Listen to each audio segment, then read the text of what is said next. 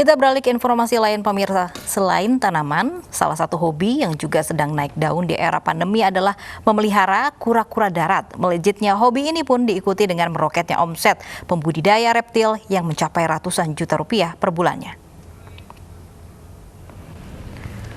Berawal dari hobi, sejak tahun 2017, sekelompok pemuda di Bogor, Jawa Barat mengembangkan spesies reptil menjadi bisnis. Beragam spesies tersedia mulai dari kura-kura, ular, hingga kadal. Dan di era pandemi ini, permintaan reptil terus naik, terutama spesies kura-kura. Harga yang ditawarkan pun tak main-main, mulai ratusan ribu hingga puluhan juta rupiah, tergantung dari jenis, ukuran, juga nilai kelangkaan kura-kura.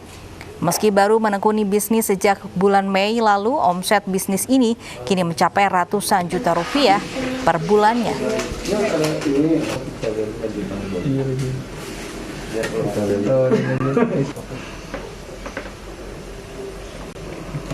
Nah, jika Anda tertarik untuk memelihara kura-kura di masa pandemi ini, kami ajak Anda bergabung dengan Menia Mutiara langsung dari Kota Bogor, Jawa Barat.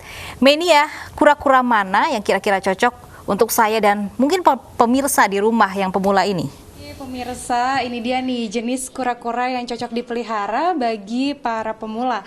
Kita bisa lihat di sebelah sini, ada namanya yellow belly. Kalau dari ukuran dan juga jenisnya, yaitu kura air, sangat mudah dipeliharanya. Kalau sekilas sebagai awam sih, kita lebih mengenalnya dengan kura-kura Brazil, namun ternyata berbeda dari motif tempurung dan juga asalnya, yakni ini dari Amerika. Nah, langsung aja deh, untuk mengetahui lebih mendalam, saya sudah bersama dengan Mas Syafiq, pembudidaya kura-kura dan juga spesies reptil lainnya. Halo Mas Syafiq, apa kabar? Ya, baik. Oke, Mas, langsung aja nih, kalau boleh tahu gimana sih cara perawatan kura-kura di sini gitu? Dan ini kan kalau kita lihat jenisnya banyak banget ya.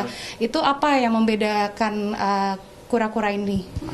Di sini kan ada dua jenis ya, ada kura darat sama kura air. Untuk kura air sendiri, yang penting dijaga kebersihan airnya. Kemudian rutin dijemur ya, rutin dijemur, sama pakan divariasi, itu biar lebih terpenuhi nutrisinya. Oke. Baik, selain kura-kura kan ada spesies reptil lainnya nih, kayak yang lagi dipegang nih Mas. Ini ular apa sih Mas? Terus kita lihat juga di belakang sini ada kadal namanya beard dragon ya Mas ya.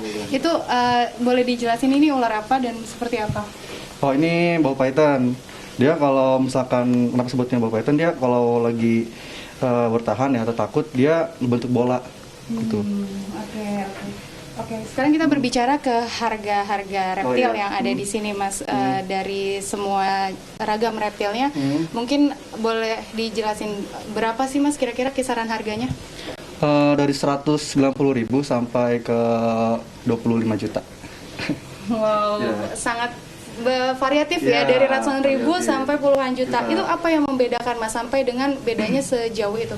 Dari jenisnya, jenisnya, kemudian ada yang mungkin tadi lama besarnya, jadi masuk ya? makannya banyak, nah jadi makan lebih mahal lagi. Itu dia perawatannya. Kalau kita lihat dari varian harganya ini sebenarnya daya beli atau minat masyarakat seperti apa sih Mas? Tinggi juga Mbak. Apalagi pandemi kayak gini ya, orang banyak yang di rumah terus nyari hobi baru, nah itu kerasa sih lebih banyak permintaan di kura-kura. Oke. Artinya segmentasi pasar atau pembelinya Mas Syafiq ini biasanya berasal dari mana aja sih Mas? Dari Surabaya, Jabodetabek juga banyak gitu, dari luar pulau pun ada. Luar pulau banyak juga. Oke, kalau gitu sekarang kita bergeser berbicara mengenai asalnya si kura-kura atau reptil-reptil yang ada di sini. Ini sebenarnya berasal dari mana Mas? Mas Syafiq dapat di lokal atau mungkin dari luar negeri? Dari luar negeri, dari impornya. Jadi masuk dari luar, itu masukin resmi.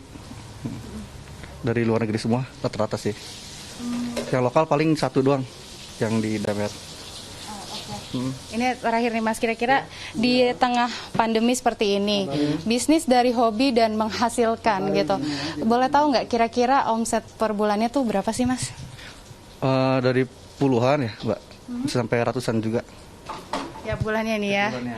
Oke, wah pemirsa, ternyata bisnis reptil di tengah pandemi ini justru mendatangkan keuntungan di tengah pandemi seperti ini. Nih saya ingin mencoba untuk memegang salah satu kadal yang disebut dengan beard dragon ya Mas ya. Ini jinak ya? Jinak. Oke.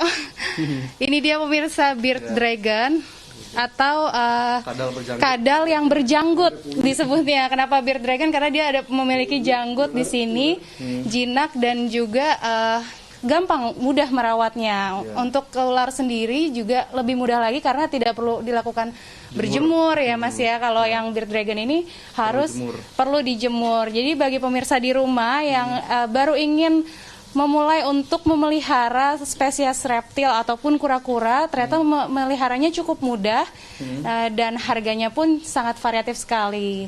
Davi dan Lovi kembali ke studio. Baik, itu lucu-lucu sekali ya. Boleh dibawakan satu kepada kami, Menia, ini satu kura-kura untuk saya, satu kadal untuk Lovi. Terima kasih Menia Mutiara melaporkan langsung dari Bogor, Jawa Barat.